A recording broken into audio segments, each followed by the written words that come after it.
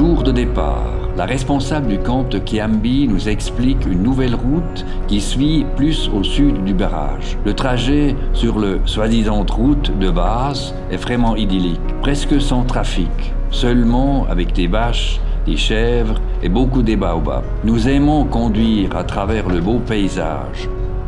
Ensuite, nous trouvons un endroit merveilleux pour la nuit. Une petite paille de sable juste à côté de la route, gardée par 2 grands baobabs, très calmes et agréablement frais pendant la nuit.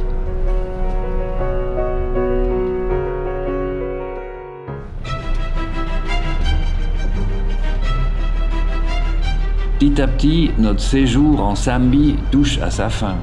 Nous nous dirigeons déjà vers Séchéké, la ville frontalière de la Namibie. Et malheureusement, la route est toujours dans un très mauvais état.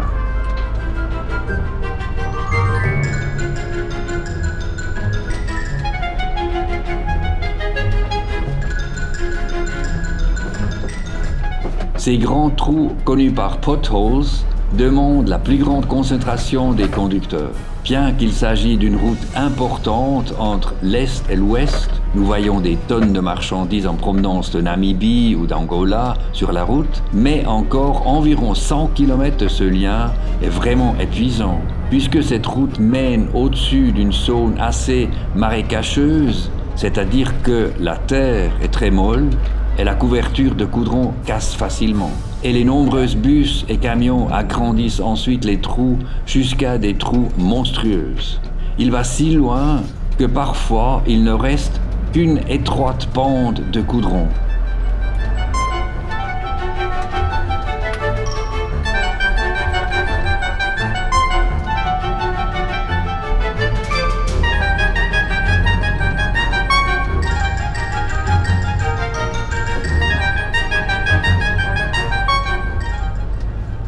Nous roulons cette route pour la 2e fois. Et nous sommes heureux qu'il reste pour nous avec ces 2 fois. Comment va-t-il être aux professionnels qui doivent conduire cette route plusieurs fois par mois? Sans oublier que beaucoup des camions ne sont probablement pas aussi bien suspendus que notre lobby. Et pourtant, nous avons mal au dos après cette route. Eh bien, cela peut être aussi notre âge.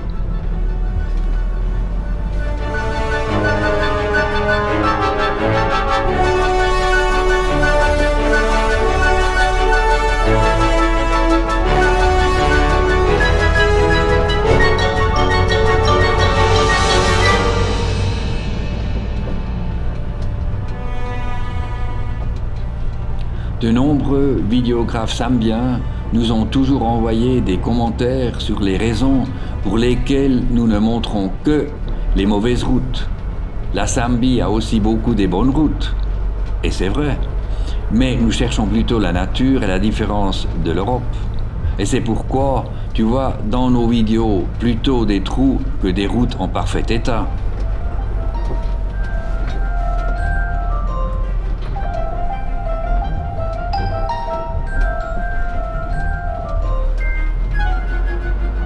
Et voilà, il y a aussi les bonnes routes et les grands ponts, comme celui-ci sur le magnifique Zambèze.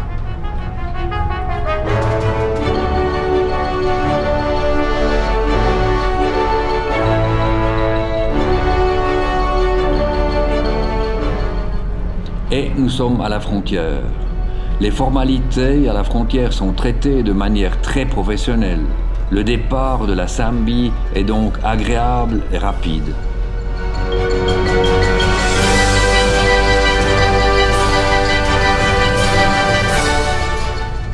Bye bye Zambie, c'était très joli.